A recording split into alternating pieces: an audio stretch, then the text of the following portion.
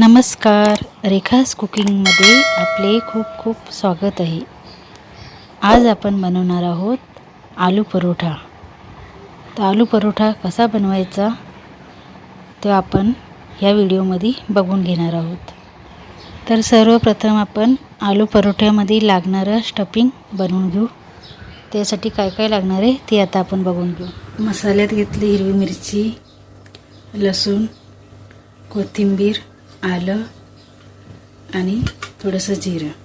थोडी कोथिंबीर आपण वरून टाकणार आहोत म्हणून तुला वेगळी ठेवलेली आहे आणि एवढी वाटून घेणार आहे. आता आपण मसाला वाटून घेऊ. आता आपला मसाला वाटून झालेला आहे.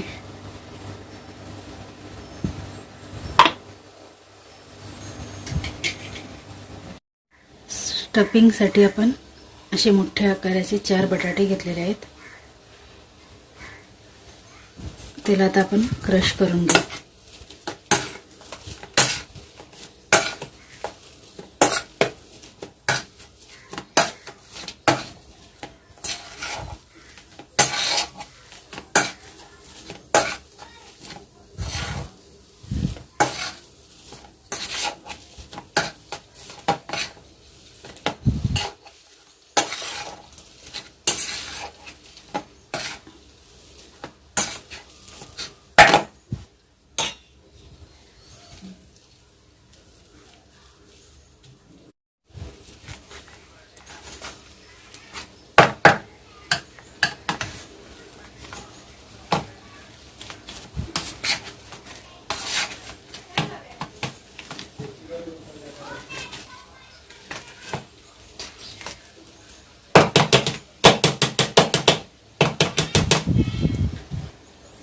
आता आपला बटाटा छान क्रश झालेला आहे.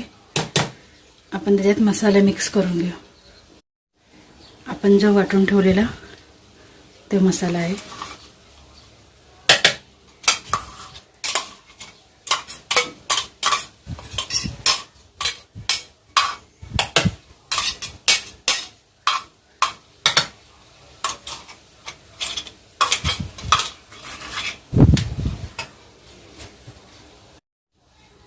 त्यातच आपण कोथिंबीर ठेवलेली थोडीशी ती सुद्धा टाकून घेऊ. चवीनुसार मीठ टाकून घेऊ आणि सर्व छान व्यवस्थित मिक्स करून घेऊ.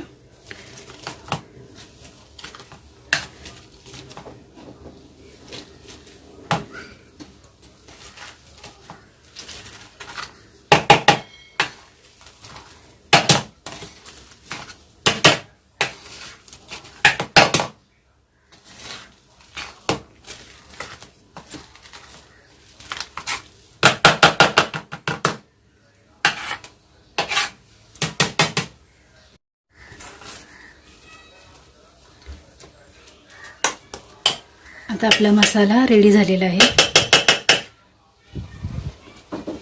आता आपण पीठ मळून घेऊ.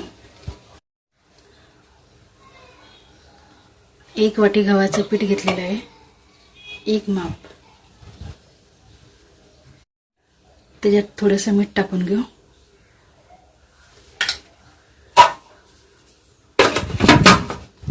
आणि आता पीठ मळून घेऊ. आता आपलं पीठ मळून झालेलं आहे.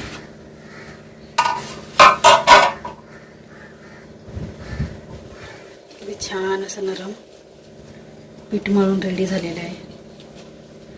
आता 10 मिनिटांनी आपण परोठे लाटून घेऊ. 10 मिनिटासाठी आपण त्याला झाकून ठेवणार आहे. आता 10 मिनिटं झालेले आहेत.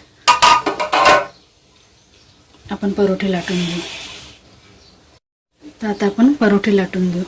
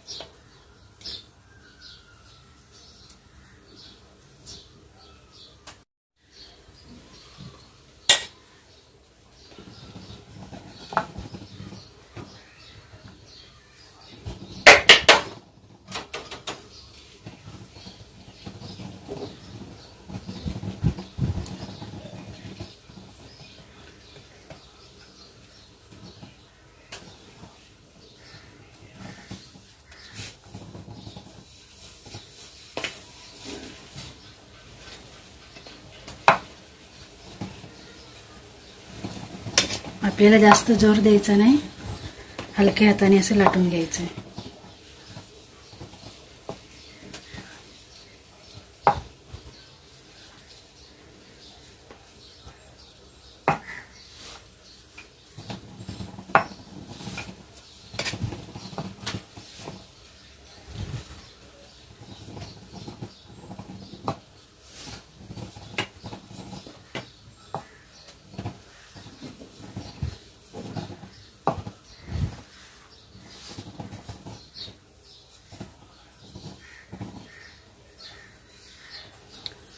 आणि परोठा आपल्याला थोडासा जाडच ठेवायचा आहे.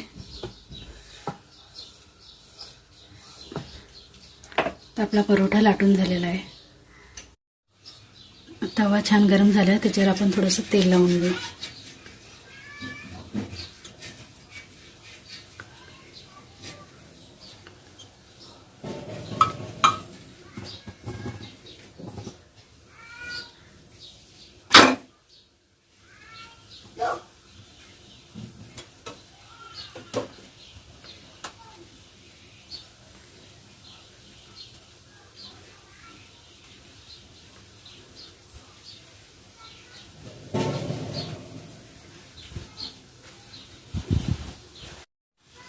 परोठा एक साईड चांगला भाजला आहे. आता आपण त्याला उलटून घेऊ.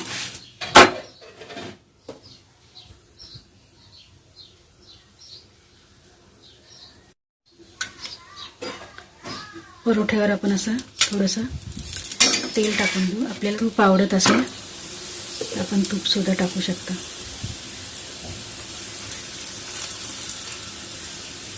तर बघू शकता परोठा किती छान असा फुगला आहे.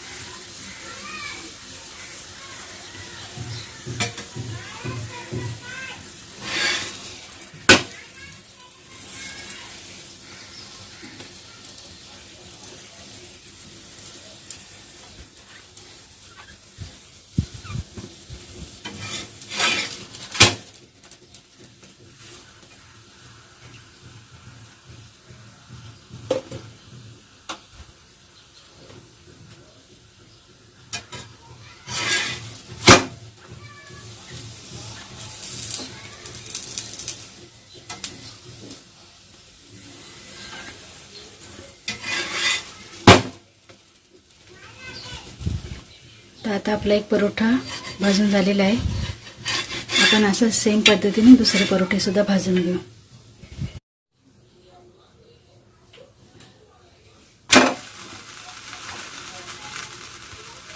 दुसरा परोठा सुद्धा आपण भाजून घेऊ.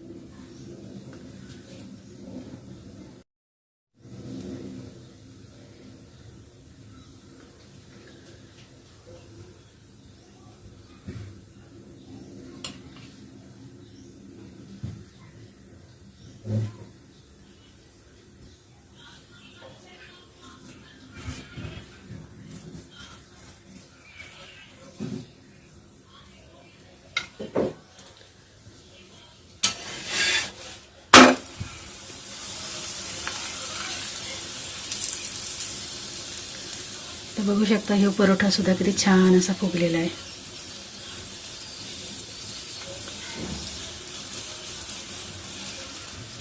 सर्व बाजूने आपण थोडं थोडं तेल लावून घेऊ. असेल तर आपण तूपसुद्धा लावू शकतो, बटर लावू शकतो. तर त्याला टर्न करून घेऊ.